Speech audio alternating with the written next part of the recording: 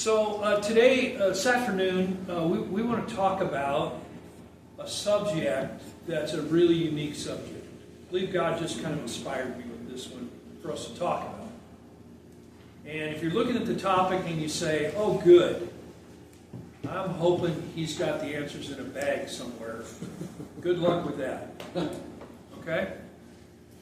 Because the truth is, we're going to use the collective wisdom of the room. Because the topic we're going to deal with is as contextual as any topic we will face. Okay? When I became the district superintendent, let me go back. When I became a pastor, I was pretty overwhelmed. And one of the things I sought out rather quickly was how I could draw upon the collective wisdom of others. As I mentioned, I have no sense at all that I'm the smartest person in any room I'm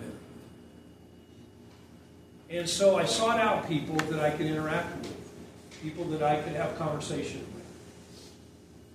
And I 40 plus years of ministry, I always wanted to be among a group of pastors that I could interact with, that I could share my heart with, that I could learn from, that I could pray with.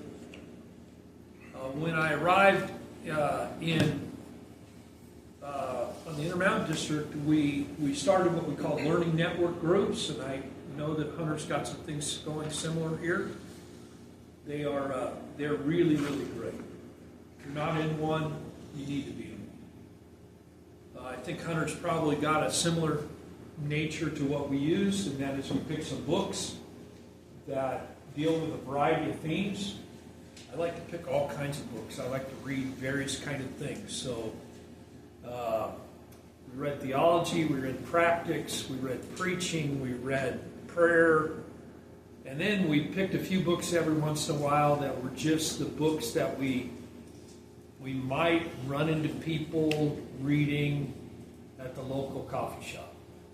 So they were kind of off the grid. But they were great books to read, and one of the things that happened is it then spurs conversation where you can learn from people.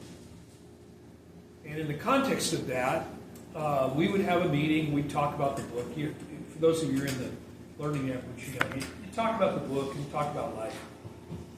But then I would always write a case study related to the subject of the book. And Hunter, over the course of 10 years, got very, very familiar with a pastor who is filled with woe. And his name is Pastor Bud. And so I'm going to ask you to reflect upon Pastor Bud here for a few minutes. And the way we're going to do this is this. I'm going to need for you back there in the corner, you join with this group over here. I think you can probably do that. You five become a group. Okay, so here in a minute, you turn around and find a group. And you five become a group. That'll be great. Okay? So here's the case scenario, which always ends up with Pastor Bud coming to you looking for answers. Always. Okay? So here's the case scenario. Pastor Bud has served Little Town First Church for 10 years. In many ways, it appears that he's a good place in ministry. He's loved by his congregation. There's a sense of harmony in the church. Their finances are strong. Attendance is consistent. But Bud is struggling. By the way, Bud always struggles. There's a tug in his heart for something more. When he looks at the ministry, he feels a high level of stagnation. He feels that the church is stuck in a rut and there's nothing fresh about the ministry. And Bud is not sure what to do. On the one hand, he wants to see something new take place. But he knows that it has the potential to to upset the apple cart and create tension in the congregation. Anyone want to say amen to that? He wants to move forward, but he feels he'll find himself going alone. So he comes to you. What is it you want to say? What conversation do you want to have? What issue do you want to interact with Pastor Bud about? In some ways, what answers might you have? But in another way, what questions do you need to raise? Okay? You see it? That's the case scenario. Agree with the pastor. Okay. Different ideas. Also talk about the pastor's been there for 10 years. Has he had a sabbatical? Is it something where like, if what it is really from God? Is it something where like he steps away? Will it last and bring him to the Lord? And then Matthew brought up about. You don't have to say that.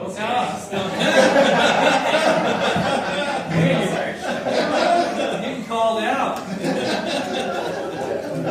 He's going to go around the table. If God is leading it, if it really is something that God's placed in his heart, but if the question is it for that church or is it God leading him somewhere else? Okay. All right. How about this table? What do you want to tell us? What kind of things are you wanting to encourage and have a conversation with Pastor Bud about? We have a lot of questions for him. How is he doing outside of the church? How is his life going? Is he just bored? Or is he being led? What's the big fear? What is he so afraid of going wrong? Challenging that maybe he's not actually all alone, that maybe there are other people in his church that see that and he could talk to them about it. When was your last break? Have you had a sabbatical? Have you taken some time out? Why do you think it's stagnant? What is communicating stagnation to you? And then the suggestion we kind of came up with was like maybe a spiritual director or maybe a counselor or therapy to like have someone to go back to regularly to kind of talk through all of this. Okay. All right. Very good. How about this group over here? What do you want to tell us? So we're kind of like them. We had as many questions as we had answers. But the first thing that was brought up was, is this his first pastorate? In other words, and that was brought up from the context of if he's been at one pastorate for 5 years, another pastorate for 5 years, and now he's been here for 10 years. Is there a pattern of, hey, all of my good ideas are exhausted in the first 5 to 10 years. It's just time for me to go somewhere else and repeat those same ideas that I've always had, rather than living into the now, into this church and into this context kind of a thing. So now my glasses go on so I can read the rest. You mentioned that there were some ideas that he had, but he was just afraid that it would cause some fracturing in the church. And so some of the questions we had were, hey, how's your church board? How's your leadership? Do you have people that are your advocate on the board? Do you have other pastors that you can go to bounce ideas off of? Where's your support network? Because it sounds like he's not stagnant, but that he's afraid. And it's a matter of getting him past that, whatever's causing that barrier. It could be like I don't feel like I don't feel like I have the authority of the congregation to act in this manner. When really, if somebody were to look at it from an outside perspective, they're like, yeah, no, you have more equity in that church than you think you do. Right. Maybe you should step out and do some things, and you'll find out just how much equity you have. That kind of a thing. Right. So it's really what kind of support and what helps do you have within the church or within the ecumenical community to help you move past that. Okay. It's kind of where we were. That was the general theme of what we were saying. All right. Very good. You know, it's interesting. Your response, first of all, has everything to do with how's Pastor Bud doing. Have you noticed that in the comments you're making? So, you know, last night we talked about the heart of the leader and what's going on in the heart of the leader. Does a leader still have a passion for the ministry? Is the leader, think about him again. Are you hungry, angry, lonely, or tired? Have you just been pushed to that level and you need a break? And you need to see the world in your church in a different way. So there's a part of that that comes back to what the heart of the leader is. Okay? Another thing I'm hearing from you is, and this is a big one, you're trying to say to me, why does he feel, and what does stagnation look like? Is the church really stagnated, or is it just his feeling about it? Okay? And that can happen in the life of the church. You know, sometimes if we're not defining our terms, we're going to talk about that here in a little bit, but you're not defining some things, you can feel things, and people can feel things, and there's a lack of clarity and understanding. And that's just one of those things that you have to be aware of. We're talking about the importance of communication in this stuff. Okay? Any other big observations as you listen to the other groups that you kind of picked up here? That you would just say, you know, that's what we talked to Pastor Bud about? You want to add anything? Is anyone too old for a mentor? Yeah, and the answer is no. Everyone needs a coach. I mean, Tiger Woods was the greatest golfer at one point in the world, right? Didn't have much of a personal life, needed a personal coach, but he was a tremendous golfer. And the truth was, he had a coach. So you're right. Having someone that you can talk with, interact with. I heard this group over here, maybe a counselor or someone. And there's a difference between, remember, there's a difference between a mentor and a coach. Okay? And understand the difference. We have lots of people that are mentors, and they come alongside and kind of serve as a partner as we make the journey, right? A coach is far more specific. A coach is going to lay out, here are the things you need to do. Let's hold you accountable to these things. Sometimes in a mentor role, that's not as much the issue. It's more relational. Coaching has specific tasks that you have to work with. And sometimes a coach can bring great perspective to a pastor, because a coach can say, have you thought about this? And you can work through some things and say, okay, let's map out a plan, you know, and be very specific about these things. Okay? All right, so in the midst of all that, it kind of leads us into our topic for today and tonight, staff community. And the topic that caught my attention is this topic that says, it's titled The Elusive Thing Called Momentum. All right?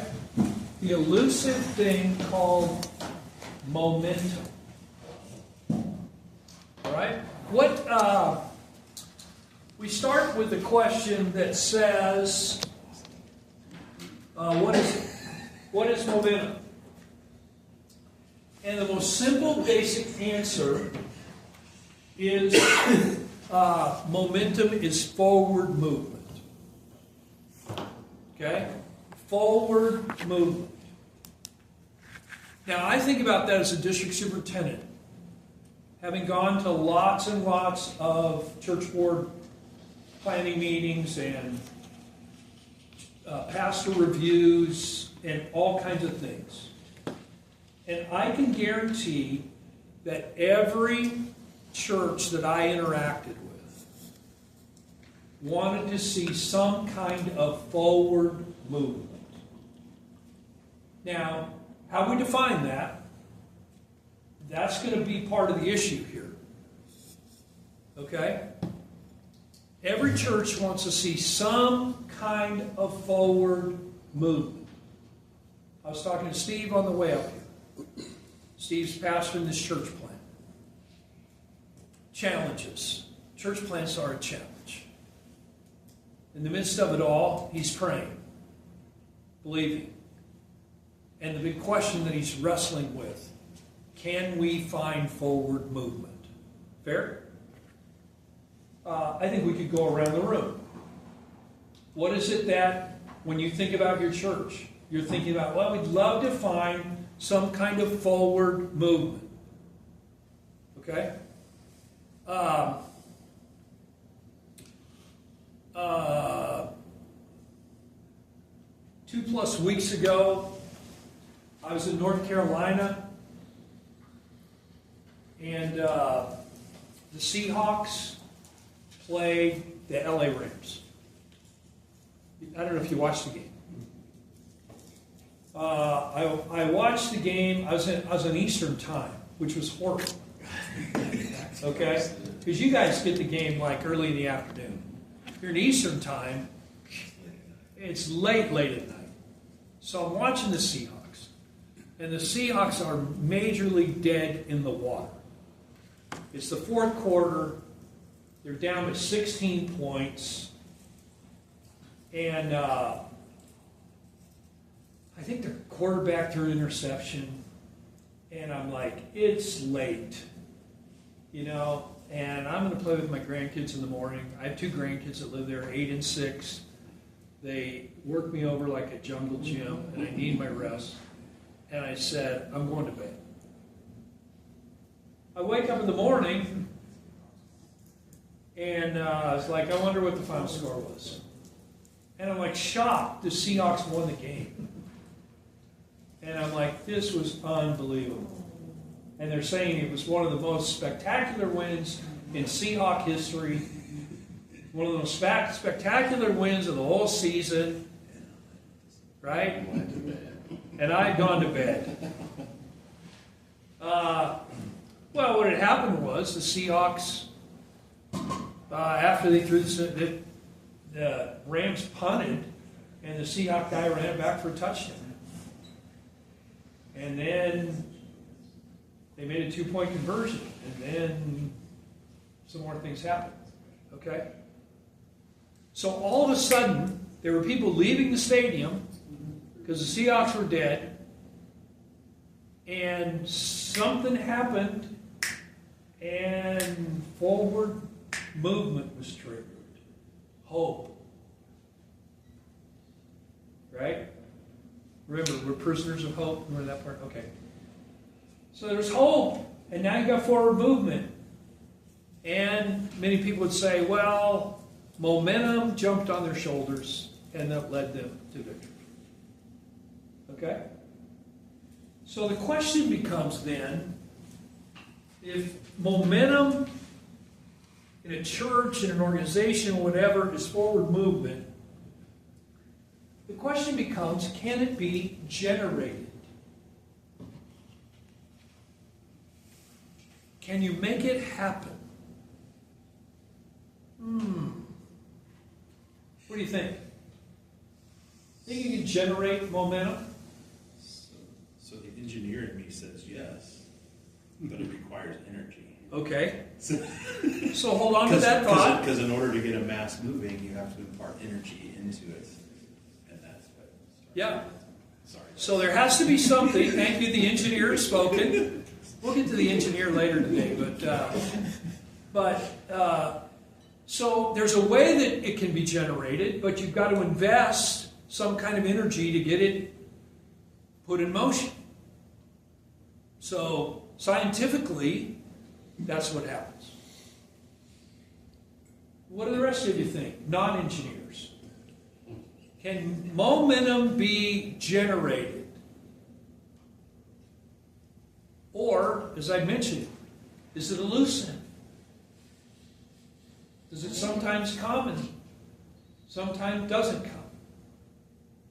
In the life of the church. If we're thinking kingdom-minded, it comes through the Holy Spirit, so through prayer, that connection. Okay? So we think in terms of spiritual terms, the Holy Spirit can work and do amazing things. But the kingdom is opposite of what we think, and it's that waiting on the Lord. Right. So that doesn't sound like energy, but... Right. Well, it's the Lord's energy that, Right. that but begins the to stir waiting, within like, us. Waiting in the upper room for the Holy Spirit. Yep. Waiting on the Lord, and that doesn't sound to us like the energy we have to wait for. Oh, very paradoxical. Yeah. Right? How do we get forward movement? Well, you wait. hold that thought. We'll come back to it.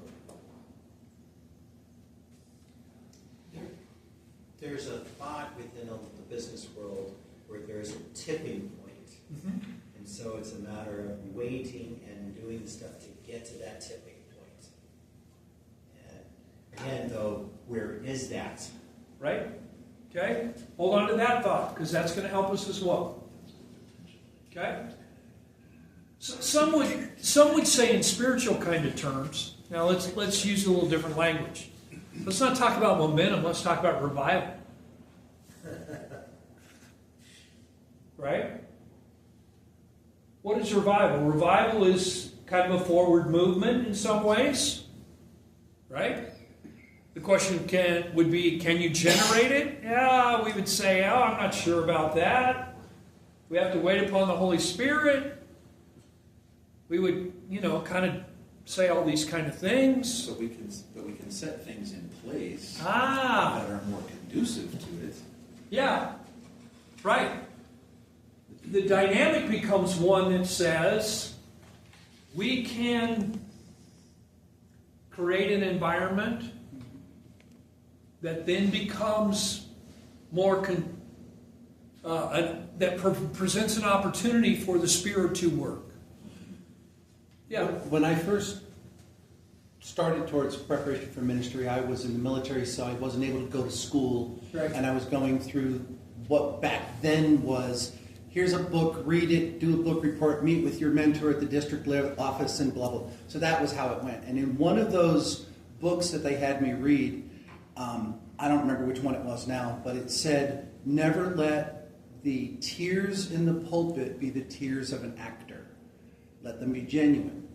And I've understood that and recognized it, but I've also noticed, especially in recent years, if I walk into a church service on a Sunday morning and I'm exhausted, I've been up late, I'm not my best, and I'm sedate in the way that I'm presenting to the congregation at the beginning, they fall into that. And it's just a quiet, relaxed. If I come in and I say, you know what, I am so excited about what God is going to do, because I can't tell you why, I just have this sense that God is going to move in a powerful way today, and the atmosphere changes. And it scares me because I'm thinking, am I manipulating something? And I don't want to ever manipulate something, but at the same time, like I was trying to think, is it possible to set the stage with the right momentum, if you will? I hate to use that word, but... Right. Well, and let's go back to this. At the end of our session earlier, one of the things we had on the screen, it's Max Dupree. I don't know if you've read his book. It's a great book. Well, there's a couple, but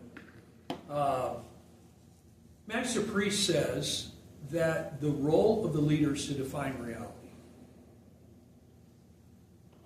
Okay? Say that again, please. The role of a leader is to define reality. Okay?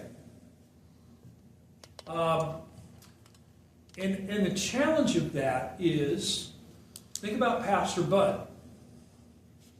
Pastor Bud is struggling, and one of the things that you've identified is he's not able to clearly define the reality.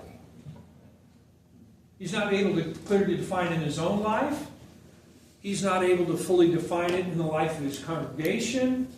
All that has become very murky. Okay? And so he has these feelings that he doesn't know what to do.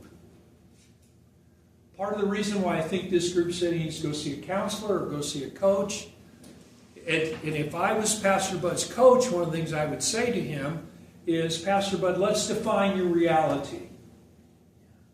Let's understand what is. Okay? And when we think about, can momentum be generated? Can we have the conversation? One of the first things that has to happen is we have to have leaders who are in their context be able to clearly articulate their reality. Okay? You have to be able to articulate the very nature of the church that you pastor. You know it best. Now you're going to listen well.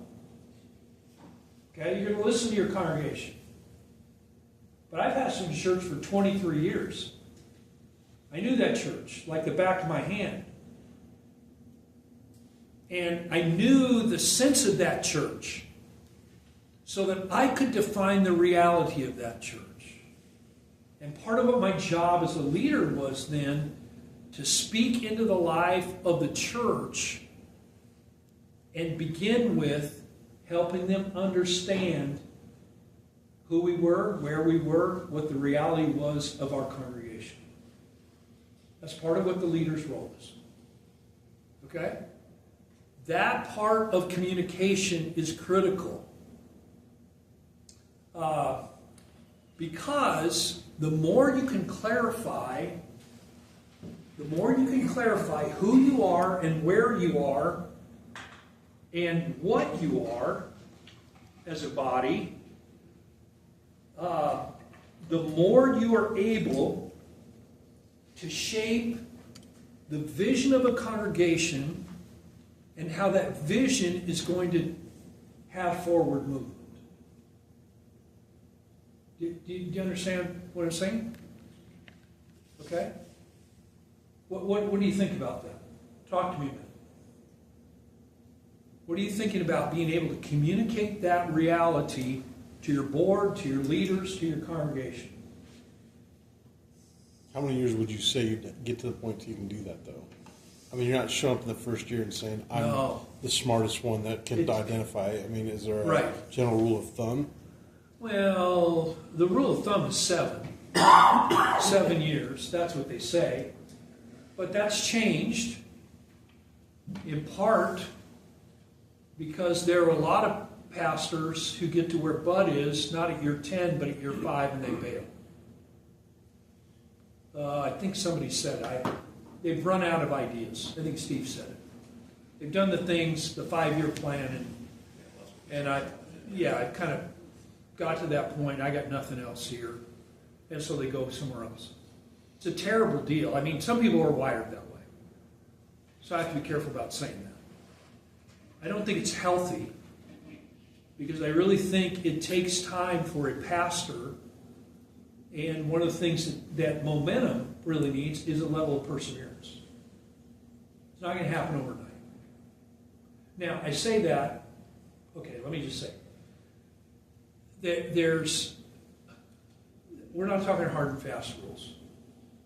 Because you've seen it as well as I have. New pastor shows up on the scene, everybody loves them, something switches on in the congregation, and the place just takes off, and it's a totally different dynamic.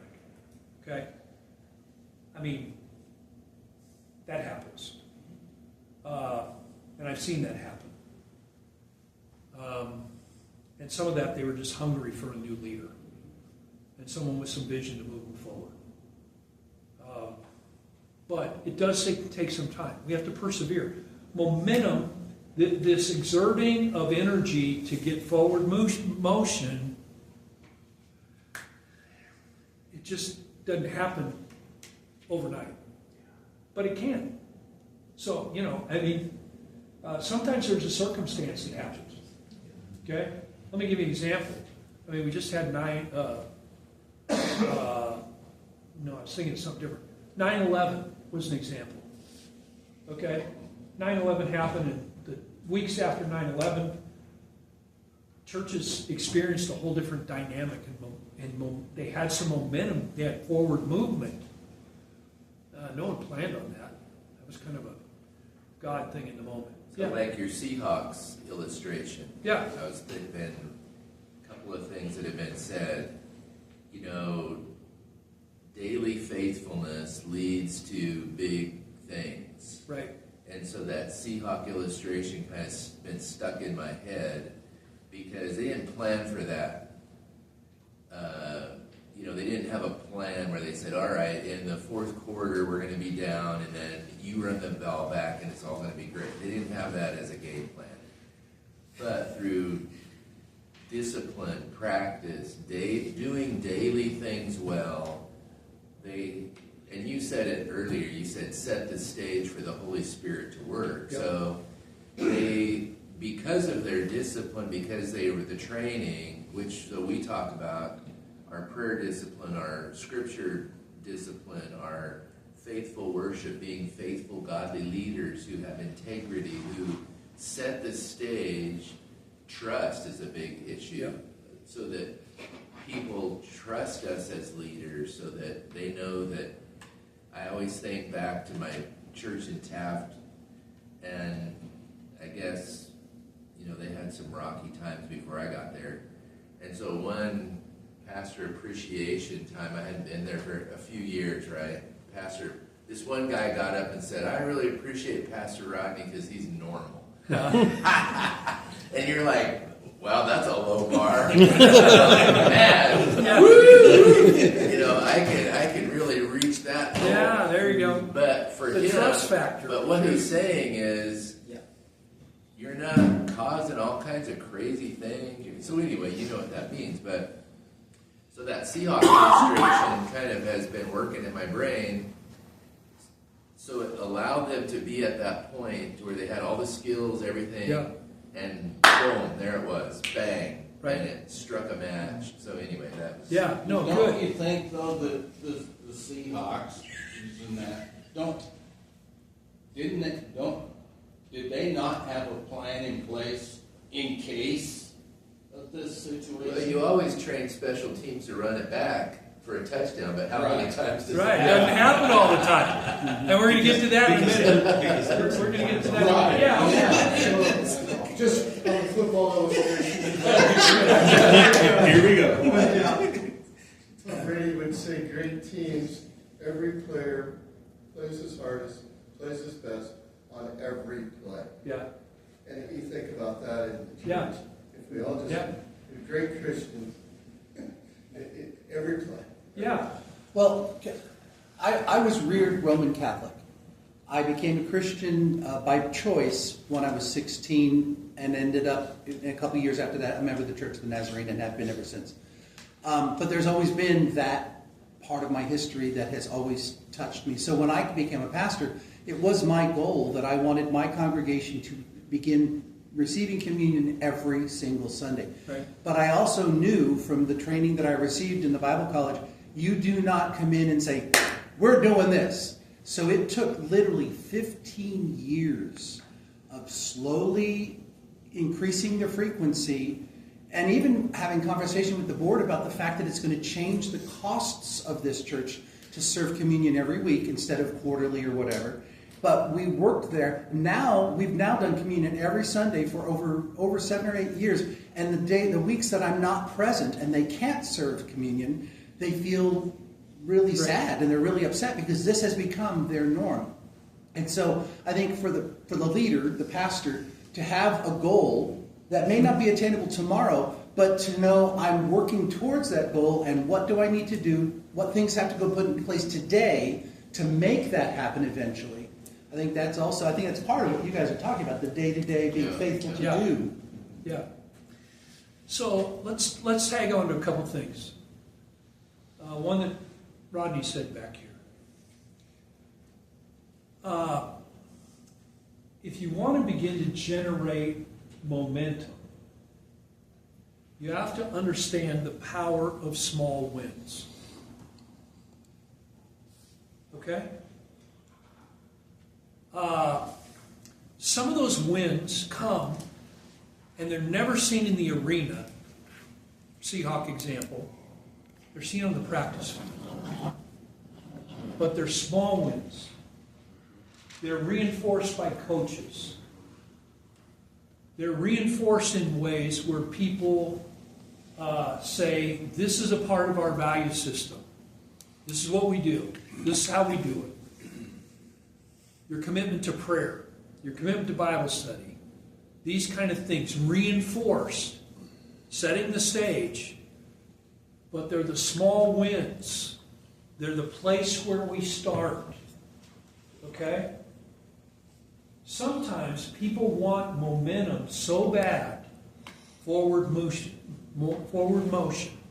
They want it so bad that they neglect the small things. They want the big thing, right? You have people in your church. Let's use the word revival again.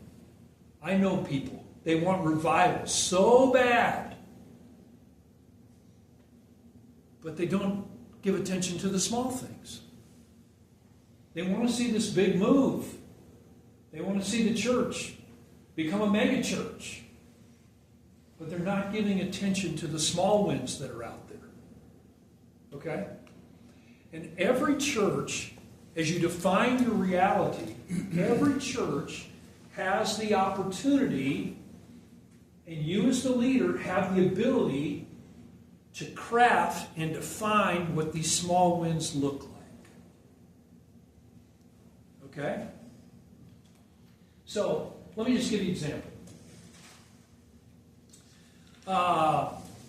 Someone give me any name. Just give me any name. I don't want to pick on any name. Steve. Oh, sorry. No. What was the name?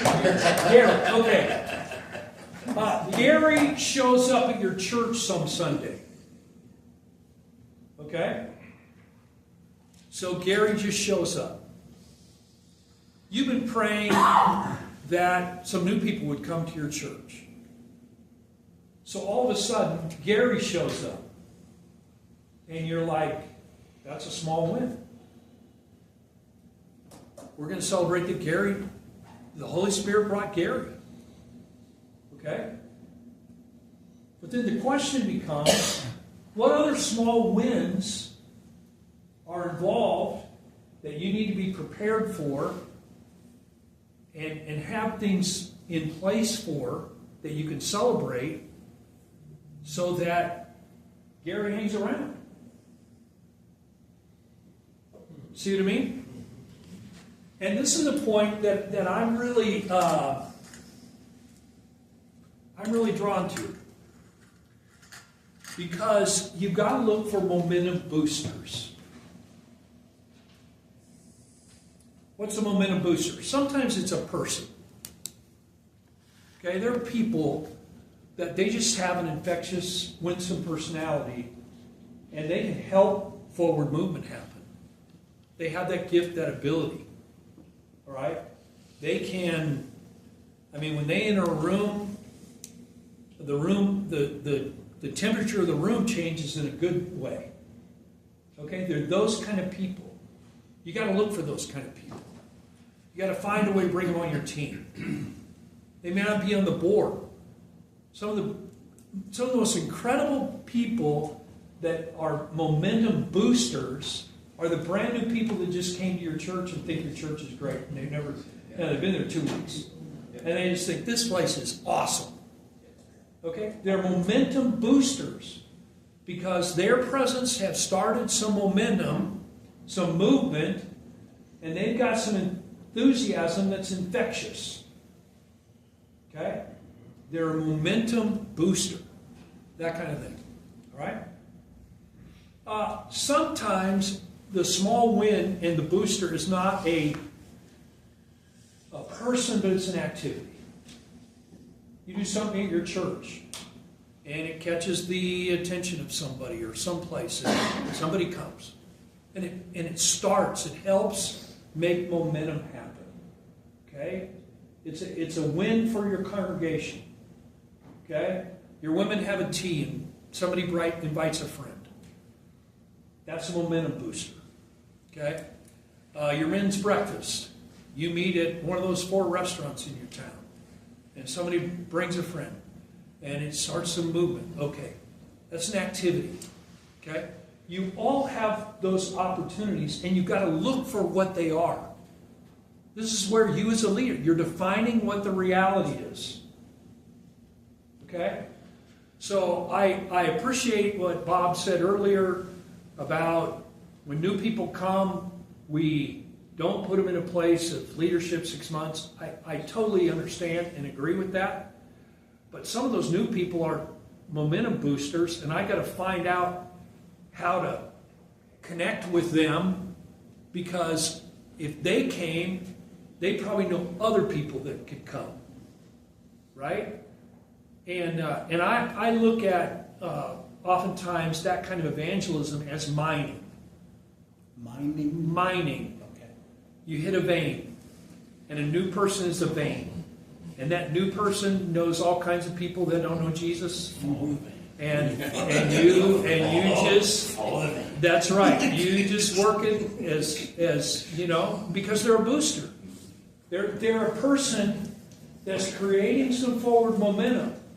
And the question that you have as a pastor is, and you ought to be thinking about it every Sunday, did I see any momentum boosters in our church yesterday? Was there any movement that took place?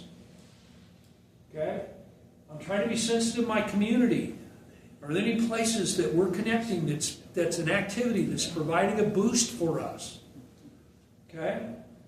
We're going to talk about it later today. You don't have to reinvent the wheel, but you do have to have open eyes to see the people and the activity where these boosts come. Well, and the exciting thing, so we just had something Sunday. I mean, Kylie and I have been talking about it ever since. But so a month or so ago, a lady came to me and said, the Lord put on my heart to have coffee in the foyer before church. Would that be okay? I'm like, absolutely, yeah. Let's sell it. Whatever we need to do to support you, to help you do that. She had this vision. She wanted to do all this, right? So anyway, Sunday, so she's done it several times. But her sister likes to make goodies for people. And the sister's kind of been loosely connected to the church, right?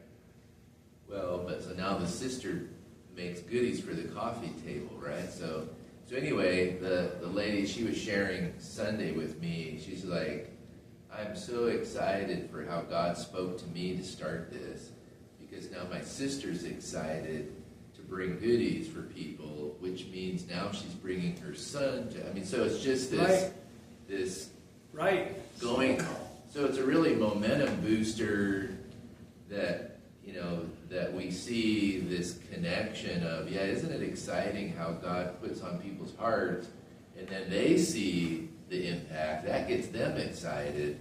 So, it's a small momentum maybe, but like you celebrate the little things. Right. So that's kind of just an exciting thing. Perfect example. And I would just say, in today's world, serve good coffee. Yeah. Right. Not the cheap stuff. Yeah, not the cheap stuff. People have discerning coffee. Oh, boy, do they ever. The coffee snobs will go to the church down the street if it's not coffee. Back in the back. Well, I think what you said about just discerning what momentum is for your area. Right. Because again, like some of us would hear that and go, oh, we got to go start coffee. It wasn't that. Right. It was that the Holy Spirit spoke to someone. Yeah.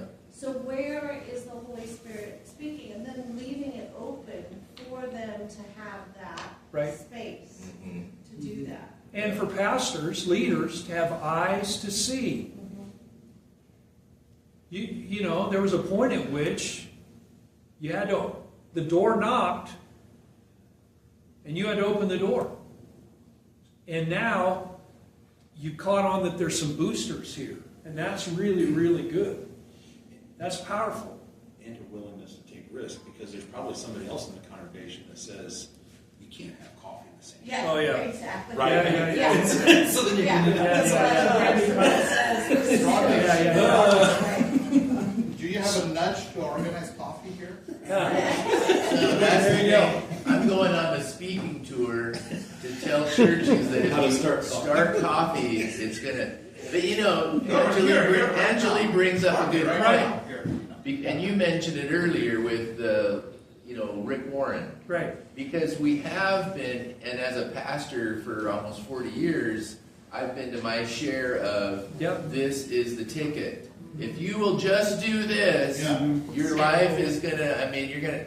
And so she has a great point that you can't then run out and say, the coffee bar is the answer. No, the answer is the move of the Holy Spirit who is moving in people. So it goes right back to what you started with. we need to create an environment where people are listening to the Spirit, right? Because it's in that environment that these things come out. Right. And give your people the freedom to speak whatever they said. Because that's what the denomination did a couple years ago when they set out that 365 prayer thing and said, everybody pray and send us emails about what the Holy Spirit's saying to you. If we could do that in our churches and give them the safety to come forward and say, Pastor, I don't understand this, but I really feel like God is saying blah, blah, blah. And then go, yeah, let's explore that. Yeah. So here's the interesting thing about momentum. Okay? Let's go back to my Seahawks example. Seahawks are down by 16 points. The Rams have to punt. The Rams punt. The guy runs it back for a touchdown. Okay? So now they're down by, they're down by 12 points. No, 10 points, right? 10 points. They were down by 10. Okay? They had to score again. Here's the deal. What if they miss the 2-point conversion? Then they're down by 10. And people are like, oh man, we still have 2 scores and we're running out of time. Okay? So your district superintendent and I have issues with each other. I told him I was going to say this, so I'm in perfectly good state. Number one, I had an issue. Your district superintendent is an LA Lakers fan. Oh man, I'm sorry. We've already voted, and but we need to have a immediate prayer meeting. And he kept that quiet through the vetting process. But here's the other thing. Your district superintendent is a basketball fan, and there are times when your district superintendent, I've been in a game, and he's been in a game. He's sitting on the other side of the gym from me. And it's in a new game. And your district superintendent believes that a dunk is a momentum changer. Because it is. Okay? Now, here's the issue I have with that. A dunk is a really great play. But I tell your district superintendent all the time, how many points do you get for a dunk? 2 points. What happens if right after the dunk, the other team gets the ball, runs down the court, and shoots a three-pointer? How many points do they get for a three-pointer? 3. So you've dunked the ball, and you're still -1 in terms of scoring points. So I don't think the dunk is a momentum changer. You know what I think is a momentum changer? A dunk with good defense, and then another basket and good defense, and a run of 5 or 6 points. Now we've changed the momentum of the game. Same with the Seahawks. They scored a touchdown, 6. They got the 2-point conversion. People are going crazy. 8. There's a sense of hope in the arena because we're only down by a touchdown. Then they score another touchdown. Oh my. Then they score another 2-point conversion. We're tied. This is unbelievable. People are saying, I've never seen this before. Okay? So, here's what I think about momentum that's overlooked. And why I have issues with your district superintendent. I'm making them totally public, and the more you listen to what I say, the more you'll understand that I'm right. Okay? There's significance when it comes to momentum of stringing wins together. Stringing those small wins together. Be strategic. Take time to celebrate. But understand, if you want to create momentum, you have to put a system in place that enables you to string wins together. Okay, I think the name we had earlier was Rick, right? Was it Rick that came to the church? Gary. Okay, I'm not good. All right, so Gary came to the church. He walks into the church. It's my first time here. Hi, Gary. We're excited about you being here. Some people are saying, hey, you know Gary's here? It's brand new. This is first Sunday. Awesome. That's a win. You know what happens when Gary enters the door? There's some greeters there. And the greeters interact with Gary. And they say, you know, Gary, do you like coffee? And would you like some sweet treats here? Fresh made? And Gary says, yeah, well, that's pretty great. You know, I got up early and I didn't get a chance to have breakfast, so that'll be wonderful. And so, all of a sudden, he's confronted by coffee and some sweet treats. Big win. Double win. And then Gary moves into the sanctuary. Gary sits by himself. First time there. Doesn't know the drill. Somebody comes up beside Gary and says, hi, I'm Scott. I'm here. Gary, is this your first time with us? I want to meet you. And man, this is a great place. I love this church. And I'm really glad you're here today. And you mind if I sit by you? And Gary says, yeah, sure. I'm by myself. Big win. Somebody's been hospital to Gary. You know, they walk through this service together. Someone says to Gary, hey, Gary, I don't know if you're interested, but if you don't have plans for lunch, I'd love to buy you lunch. Would you like to go to lunch? Oh, yeah, I didn't have plans. Another big win. Okay?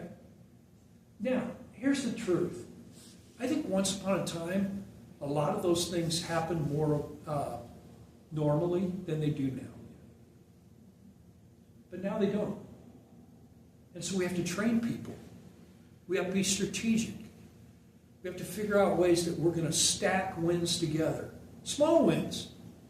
Was it a big deal that someone greeted Gary at the door? Small win. Was it a big deal that somebody provided coffee and treats? Small win. Was it a big deal that someone met Gary in the foyer and said, hey, I don't know, you got someone to sit by in church today? Or came up to him and said, hey, I'm so-and-so, and introduced his name. Mind if I sit here? No. Small win. But here's the deal. It's the stacking of those wins that then creates more forward momentum. All right? Let's look at it on the other side. Gary shows up to church. First time there. Hadn't been to church in a long time. Walked in the door. Everyone's oblivious to him because they got their friends and they're hanging out with their friends. There's no coffee there. There's no treats there for Gary. He's kind of looking out. He's never been to this church before. He didn't even know where the sanctuary is. But some people are kind of walking that way, so he walks in. He sits down. He's all by himself. They sing songs. He didn't know any of the songs. They read scripture. He didn't have a Bible. Service gets over. Gary gets up. He's out the door. He gets in his car. And he says, wow, that was interesting. Okay? Now, you had a win in that Gary showed up. But you didn't string the wins together. And it's the stringing of the wins together that makes a difference in momentum. So that guy that comes to your breakfast, that's a huge thing. But what are the next steps that you're going to be strategic with? And they don't have to be big things, but little things. Okay? Think about your church and the ministries that you have, where there's a small win. Okay? Once again, you've got to define the win. What's the win? What's it look like? Define it. Okay? You shape the reality. You're going to celebrate it in some way, shape, or form. So you're going to define it. And then, how do you string that together? Okay? Let me give you a quick question. It's a little bit different, but it connects. If I were to ask you how many entry points there are for a person to make their way into your church, how many would you say there? Are you talking the physical plant, or are you talking about just I'm talking about Sunday morning. somehow connecting with our congregation? Somehow connecting with your congregation. Call those entry points. And anytime someone enters any of those entry points, that's a win for you. Okay? How many are there? And if they come through that entry point, what happens? What's the next step for them? That you're strategic. So what are you going to do? Because those are the kind of things that build a sense of momentum when you string those wins together. All right? Let me just emphasize it. Your significance is important to defining and celebrating then wins. We don't celebrate enough. And you have to be strategic in how you celebrate wins. But, you know, if your greeter team, if you have a 2 or 3 people in your greeter team, and you think they're doing a good job, celebrate those people. Do you think they'll be more motivated to say, oh man, to be recognized? Bring them up in front. This is our greeter team. They may not like that, but yeah, there's a few of them. Yeah. They don't mind one-on-one, but you bring them up front. Yeah. I'm not doing anything anymore. Well, and here again, it's good. How are you going to celebrate it? Whatever it may be. Okay? Exactly. I think we've got so many places where we're not celebrating people. We've got small group leaders. Those people are giving themselves to lead a small group. Celebrate those folks. And train them and help them say, here's what the win looks like for your group. Let's talk about that. Let's define what that looks like. I did that with some staff people when I was a pastor. I had some staff, and I said, when it comes to children, if someone comes to our church in kindergarten and they make it all the way through 6th grade with us, what I said to the staff, what do you think they ought to be able to walk away from our church knowing?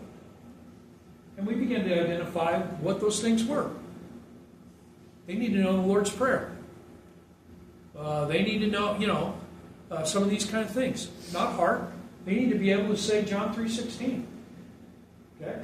And then, when we had kids that did that, we celebrated. Right? Same thing. I did the same thing with the youth pastor. If they're here from the 7th grade through the 12th grade, and they graduate from our youth ministry, what is it that they really should for certain know? What do we, what's the outcome we're looking for? And then we made a list. And then we're like, okay, we're going to celebrate those things. Same thing. Define what the win is. Define what the win is.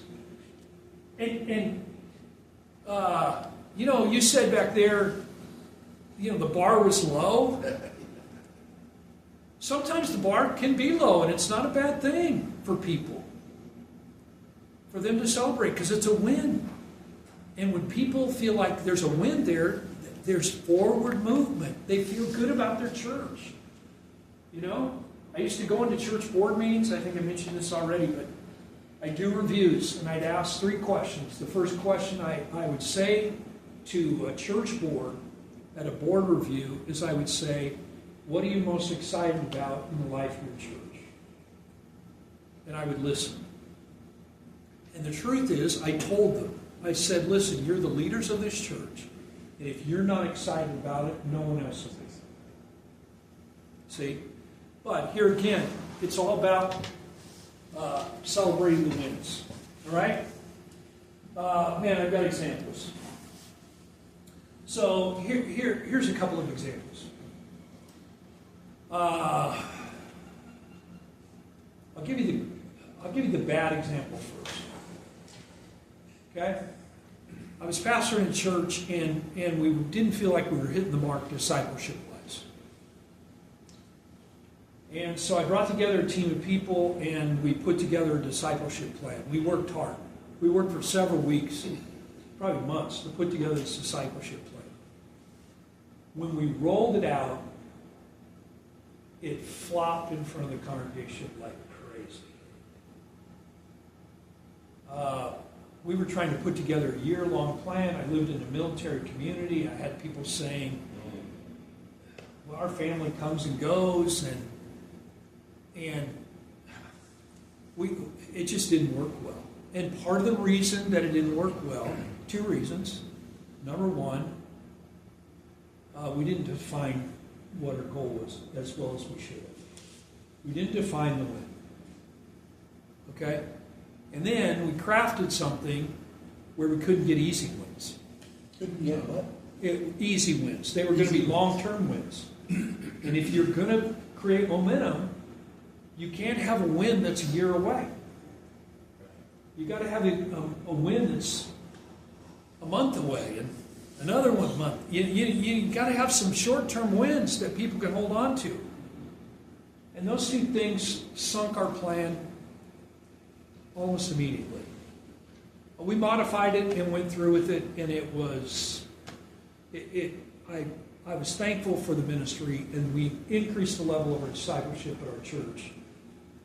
But I learned some hard lessons in the rollout of that thing. Okay? Because we didn't define what the win was going to look like, and we weren't able, in a short-term way, to string the wins together. Okay? All right, here's a second example. It's far more beneficial. We put together a Christmas deal at our church, and it was amazing. I had a guy that we empowered him to do it, and this Christmas program deal we did over 2 weekends, and it was just, we were a small church, but we became, well, a mid-sized church, but we became known all over the community for this program we did. And what ended up happening was, we thought the win was we were going to bring people in from the community, and we did. And so people were just feeling like, man, this is a huge win. But then we began to see that there were all kinds of other wins that came along the way. 2 guys sitting on a bench that really didn't know each other in this Christmas deal found out they went to the same high school and became fast friends. And we just began to see, oh, this is a win. So we spent a whole lot of our time in our church gatherings celebrating the variety of wins that we begin to see because we had open eyes to see them. And it was something that God did, created incredible momentum in the life of our church. And so a really good example of some wins that happened. Man, we mobilized people, we celebrated people. I mean, it was awesome. And but another time where we lost it. And the momentum that I hoped. So let's talk about, Fred, the tipping point thing. Right? Where you get right up to the top and you're right at the crest of the wave. And one of the 2 things can happen at the crest of that wave. One is you can fall off the cliff. The other is you can catch the crest of that wave and it can propel you forward. Right? So I have an example of one where we got here and we hadn't planned and prepared well for small wins and all this, and we fell off the cliff. But I have another one where we got here and it really propelled us. Yeah. And what I liked about it is to keep doing that. Yep. Because even the best surfers miss it from time to time, and it's okay. Yep. But it's that worrying about falling off. Yeah, I get it. Okay. So, I don't mean to be a downer, but there are momentum killers. And you have to watch out for them. Okay? Complacency is a momentum killer. None of you as a pastor have ever heard anyone say, we've never done it that way before. Okay? Or we tried that before and it didn't work. Okay? When you confront those things, you have to redefine the reality. Because complacency, we're happy. This is in our deal with Bud, okay, our case study with Bud. One of the things that Bud is dealing with is complacency, and it's a complacency that's based upon harmony. Some people want harmony so much, right? What's the line? People fear change because they fear loss. They fear change because they fear loss. And complacency says, I'm going to hold on to this because I don't want to lose anything. Okay? And it fits into that next one. Some people are just afraid. They're afraid of stuff. Right? We won't have coffee in the foyer because it's going to mess up the carpet. And we're just afraid. No, we're afraid of that. I knew a church that did a remodel, and it was nice, and they were having a ministry to children, but then the children messed up the bathrooms, and so we didn't deal with children anymore. Because there's fear. There's a fear factor that comes. Okay? Momentum means forward motion, which means something new. Okay? It means you're going to experience something a little different and new. And there's fear to that. All right? Negativity is a buster. It's a killer. Oh boy. And there are those people everywhere. The statistic I heard was that 10% of the people in your congregation are going to hate what you do no matter what you do. Okay? They're just negative. And, there's no basketball line. Many moons ago, I was a basketball coach at Mid-American Nazarene. And someone said to me one time, the key to being a good basketball coach is you have 15 guys on the team. You have 5 guys that play a lot, and so they like you. You have 5 guys on your team that don't play at all, and so they hate you. And the goal was to keep the 5 guys who hate you away from the 5 guys that haven't made up their mind yet. Okay? And the truth is, that's sometimes the way church goes.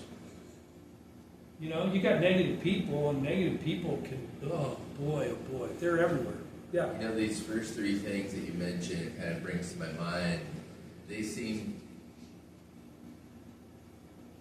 you mentioned how everyone wants revival, but then when they realize how much work goes into it, they're like, but it's also, if you go to any church and say, would you want to grow, 100%, right. I want to grow.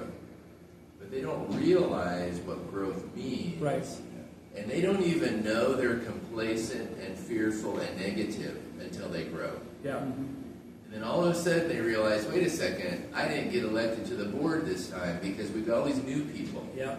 Or, hey, wait a second, where'd all these kids come from? Right. And they're making problems, and we didn't have those problems before. Right. Hey, we had this cozy little family, now we got all these new, and we feel different, and everything fit. And so they didn't even know until they grow, and then all of a sudden their complacency's threatened. Their fear comes because of and then now they're negative because of all these other emotions, and they kill the growth back down to where they were before, and it's like, oh, fun. Now we can relax again. Yeah. We got rid of all those weird new people. Right. Yeah. Right. It kills the momentum. Yeah. You got things moving in a good direction, and all it takes is for someone to throw a big whatever fit because someone was sitting in my pew in church. Right. And I'm thinking to myself, yeah, it did stink where you sat. People tell me I parked in their parking spot. Yeah, there you go. And I'm the pastor. You're the pastor. It's like, wait a second. Yeah. Okay, so another momentum. We've already mentioned this one, but it's a key one. Unclear vision. Okay? If you can't define what the win is, And I really want to challenge you in this way. Doesn't matter what church you're a part of, big, small, whatever. You got to define what the win is for you. And you need to be clear. You need to be able to articulate that to your people. Because they need to know this is what the win was. And sometimes, as I mentioned earlier, sometimes something happens, and to a lot of people it seems so significant, insignificant. And you as a pastor, you celebrate like crazy because you're saying, that was a win for us. Did you guys get it? That was a win for us. Okay, so articulate the vision. Momentum killers, unclear vision. This next one's important too. Perfectionism can be a momentum killer. Too many churches are of a mindset that if we can't do it a certain way, we're not going to do it at all. Now, don't get me wrong. I believe in quality. I believe in working in such a way that God can be pleased with the work that we do. I want to do it in such a way that it's first rate. I don't want to be embarrassed by it. Okay? But I also don't want to be so hung up on the details in perfectionism that we don't do anything. Right. And isn't that what's the best you can do? Yes. Because you may not have certain people in small groups that are capable of really doing like John Maxwell or somebody else, but they can do them to their very best. Absolutely. And then grow. Absolutely. And you train them. Right. You know? And the truth is, there's some people like them in the community that'll link up with them. And there's some people, I don't want to say this in the wrong way, but if it gets too picture perfect, they don't want to be a part of it. They need to see a little rough around the edges, and that's where they feel comfortable. So don't let perfectionism be a problem to you. Okay? This one, poor communication. I'm going to mention this because, and it's different than unclear vision. Okay? Poor communication is different than unclear vision. When I was a district superintendent working with reviews, I told you I had 3 questions. The first one, what are you most excited about in your church? The second was, how are you and your pastor in sync? And the third is, in what ways, you're asking your pastor to stay for 4 years, in what ways does your pastor need to grow and you as a team, board and pastor, need to grow? And 90%, I would say, of those meetings, boards would say, we need a higher level of communication. We need more information. We need to communicate at a greater level. Okay? Because here's the thing. I'm convinced of this. If you, as a pastor, don't clearly articulate what you can to a group of people, if they have questions, they'll make up answers. Okay? Did you hear what it said? If you don't clearly communicate what's happening, oftentimes they'll just make stuff up. And it really muddies the waters and it kills momentum. Okay? So poor communication. How do you communicate as a pastor to your board? Okay? Well, maybe it's a board report. Are you a texting church? And do you text stuff to your board? Do you communicate with your board through emails? You know, how do you do it at your church? How do you communicate with your congregation? The congregation I attend, the communication, I would say, and this is a large church, it's horrible. It's not good. It's got to improve.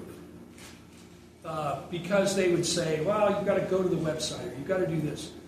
Oh man, they've got to find ways to help people understand what's happening so that we can understand what the wins are and how we do it. Okay.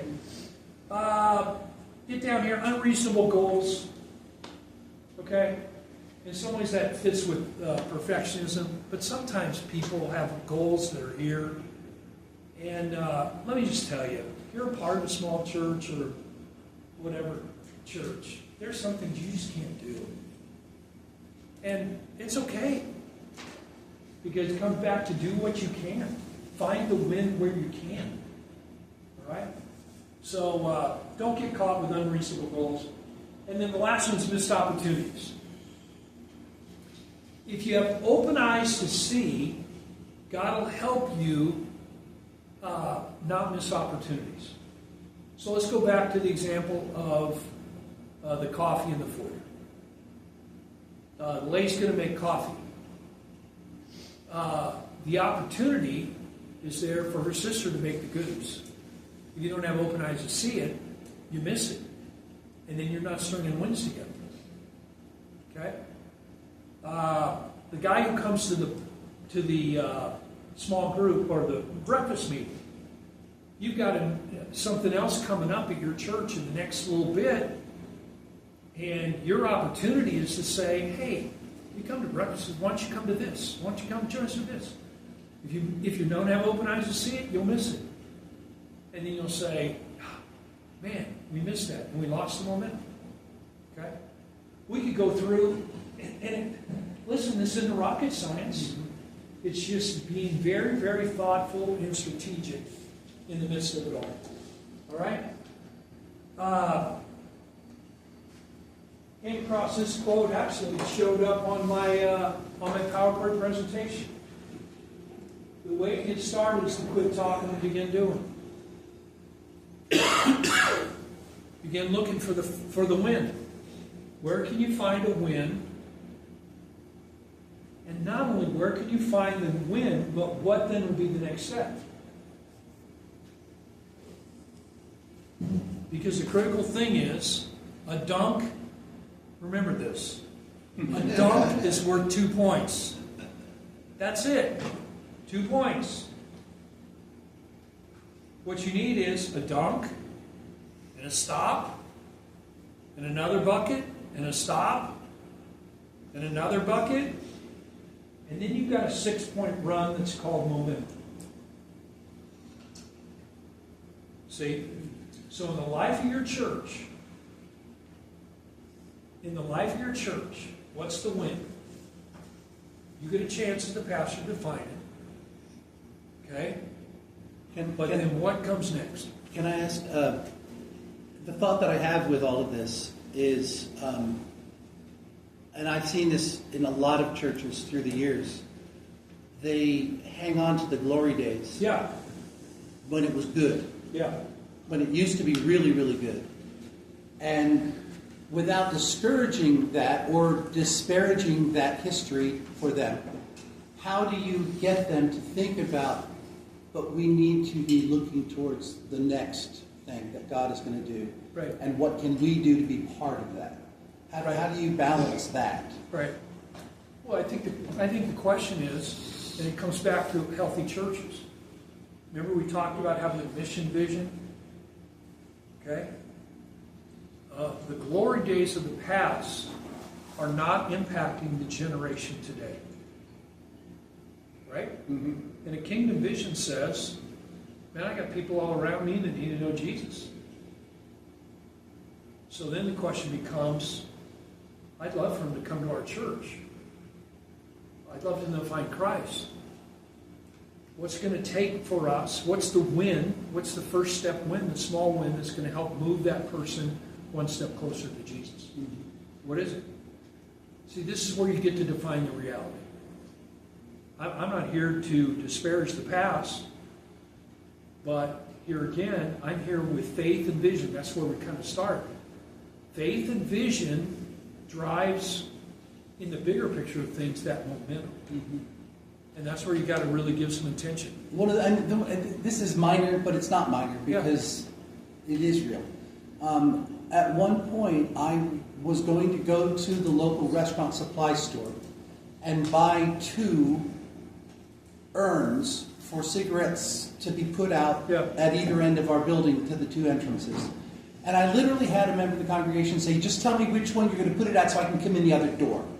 And I'm like, sweetie, don't you understand that we're trying to get people who don't feel comfortable coming to church, and if you tell them that they can't smoke, they're not going to come because they're used to smoking every 20 minutes. Right.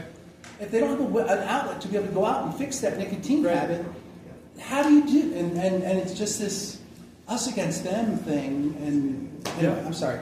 No, but that's very real. That guy is a momentum killer. Yep. See, he's a momentum killer. You've identified one. And what you have to do strategically is to think, okay, what's the win?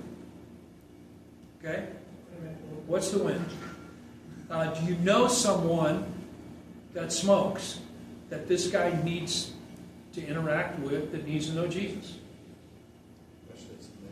And sometimes a loss is a win. Yeah, well, and that's true too. I was never supposed to say this. I was never supposed to say this as a district superintendent, but now that I'm not one anymore, there's a lot of churches that are about 4 funerals away from revival. I mean, that's a joke, but I'm just saying that's a joke. A joke. Yeah. All right? Okay, so here again, the takeaway I want you to think about today as we think about momentum. Let's just do a quick review. Can you generate it? Well, no, but you can put all the things in place, and you can think strategically to try to line up everything so that the Spirit of God can use your church to see it happen. Okay? You can put those things in place. And then, the other thing you can do is you can define what those small wins are for your people so they feel encouraged. Okay? There's a lot of people, I heard, someone said it this morning. They went to a church, maybe it was over breakfast. Someone said, I went to this church, and the first thing they told me is that they were tired. We were talking about that with Sabbath. They just said they were tired. Well, part of the reason why people are tired is they don't feel like there's any forward movement in their church. So the question becomes, okay, what are some wins that you can get? And they're easy ones. There's some easy wins out there for you to get. You just have to look for them. Okay? Get them, celebrate them, and then begin to string them together. And you'll begin to see some forward movement. All right?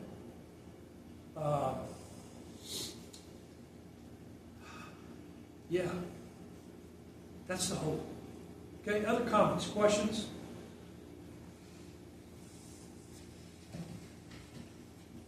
I mean, can you talk just a little bit more about when the momentum is sliding and how you stop the bleeding? I mean, there's one thing of we had a low Sunday, and we can chalk some things up, but when you are sensing that they're like, that's hard to turn around when you're losing momentum. Like, how do you stop the bleeding? What do you do in those situations where we're in a free fall, bad momentum? So for 23 years, I pastored Bremerton, Washington. It's a Navy town. I mentioned to people that jokingly that I lived among a congregation that moved because of the Navy every 3 years, so I didn't have to, which was kind of a unique deal. If I wanted to have a really, really bad day in my life, all I had to do was go to Costco on Saturday and see all the people who used to go to my church. Because that's the nature of the world in which we live. 1 year in the congregation that I pastored, 1 year, we lost 70 people because of the military. Key leaders out the door. Now we got new ones, and we had to train them quickly. We couldn't use a 6-month deal. We had to do a quicker review of that because they were only with us oftentimes a short time. So I know what it's like to feel like we're moving forward and we're crashing and burning. And those are hard things. And sometimes all you can do is cry out to God like the psalmist and say, God, help me, because I don't know I don't know what to do. That's a huge thing. And regroup. You know? Example, I always wanted to live in such a way that the ministry that I had was changing. We'll talk a little bit more about this tomorrow, but was changing over time. I didn't want to be the same minister I was at year 5 that I was at year 10. And I figured my church wasn't going to be the same church anyway. So in 23 years, I don't know how many different churches I kind of pastored. I had a core group of people that were very faithful and kind of made up what Bremerton Nazarene was. But then we had a whole different deal. And oftentimes, Hunter, the answer is you have to be willing. You have to be willing to recalibrate and redefine what the wins are. And some days the wins are pretty small.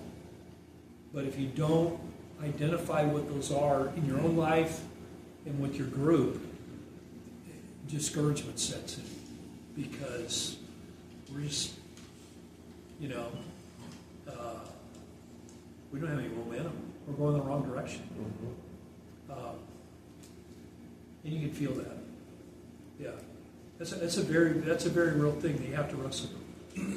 But once again, it's kind of like getting knocked off the horse. You look at it, you say, where are the winds going to be? Where are we going to get them? How can we recalibrate? And let's start again to get some momentum going. Sometimes it's easier than other times. Yeah. Well, I was just going to say, so with my background, yeah. I kind of have the opposite perspective that you have. You're the one that's there. Yeah. And people just keep coming and going every 3 years. Right. What I found refreshing for me in those situations were churches that would let me come in and take positions of leadership. And again, that's the context of a military town, right. which is kind of unique. But we have pastors who are in military sure, towns. Sure, right? sure. Yeah. So being willing to take a risk on that person who just got there, right. But knowing full well that this is, they didn't move because they wanted to. Sure, Just tell sure. Right now. Mm-hmm. Like, they got displaced. They know that they left a hole sure. at that other church. They left part of themselves too. Yep. Yep. And understanding that. Yep. So again, it's defining what the win is. Yep. The win is, man, we just lost 70 people, but we got 30 new people to plug in. Yep. Mm-hmm. Yep. And those people want to be plugged in because they feel that same fracture when they left that place that they were at 3 years prior to that.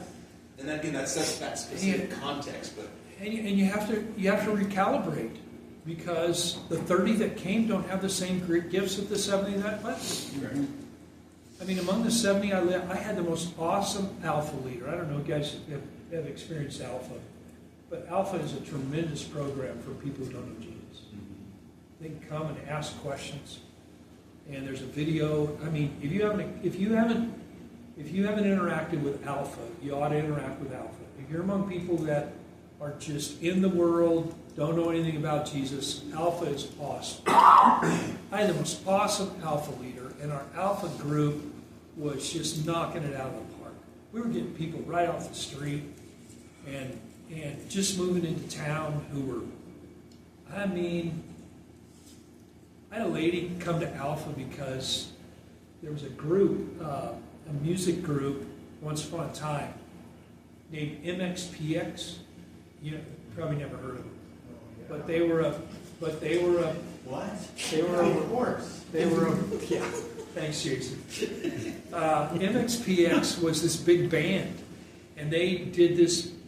On their album, on one of their big albums, they had a song called "Moving to Bremerton," and this lady listened to that song and moved to Bremerton.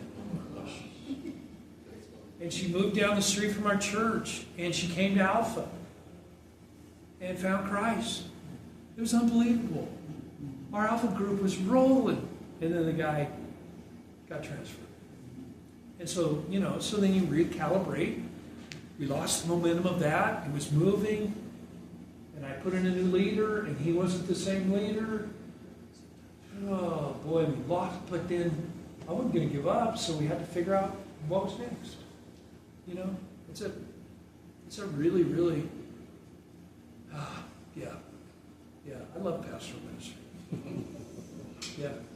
All right, any other thoughts? Or, you know, the truth is you guys can do this. It's just a matter of being strategic. And I can't emphasize enough. Don't let one win satisfy you. String them together. Put them together in such a way, you know. And I was talking with Chuck, right? Chuck. I was talking with Chuck, and we were talking about over lunch some low-hanging fruit. Okay. And there's some pastors that I would call knuckleheads. Okay? Because and the reason I call them knuckleheads is that there's low-hanging fruit, and it's like they don't feel that it's significant enough for them to harvest. Okay? That's too easy. All right? You say, really? Yeah. You know, I mean, Hunter's probably questioning whether I've got all my senses because I haven't given you my statistic. A person's worldview is shaped by the time they're 11 years old. 90% of their worldview is shaped by the time they're 11 years old. So they say the target to reach a person is 8 years old. You need to shape your ministry for the 8-year-old. Okay? Now, the truth is, an 8-year-old is low-hanging fruit. You get him in the door. How are you going to get an 8-year-old in the door? What are you going to do? How are you going to reach him? Okay? And if you get the 8-year-old, you'll get their parents. And if you get the 8-year-old and you get their parents, oftentimes you get their grandparents. And all of a sudden, you've got some momentum. Now, the challenge is, and Steve and I were talking about this yesterday, when you don't have kids in your church, it's hard to get kids in your church. So then you have to think, okay, what's the win? How are we going to do it? What do we have to do? How are we going to shape it? You know. And so here again, these are the kind of things as a pastor you think about and say, this is the way I've got to develop momentum. You know, the church I attend right now is one of the fastest growing Nazarene churches around. Okay? I don't know how many we have on Sunday. Maybe 900 to 1,000 people. But the key to their ministry has been really the dynamic children's and youth program that they have. Drives it. It just really makes a difference. And, you know, but that's a whole different story. But look for the low-hanging fruit. Really, the fields are white to harvest. Harvest it. Okay. You'll get me preaching if I go too much longer. All right. Other questions or comments? Thanks for your attentiveness today. I mean, this has been fun. And hopefully you find something you say, okay, we can do that. And tonight, when we come back, tonight we're going to talk about the myth of innovation. I like the title of that. And those of you who are entrepreneurs, and hang in there with me, because you're going to be okay. But the myth of innovation. All right? Thanks. I think you have some time this afternoon.